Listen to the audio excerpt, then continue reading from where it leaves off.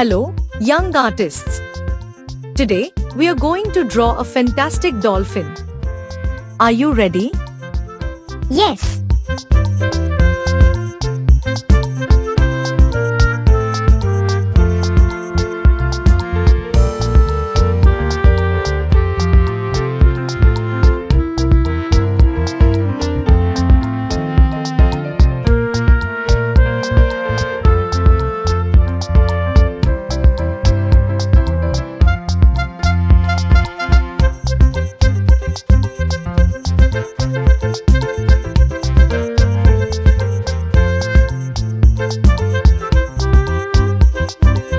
You can add more details, like for texture or shading if you'd like, but you've got the basic dolphin drawing down.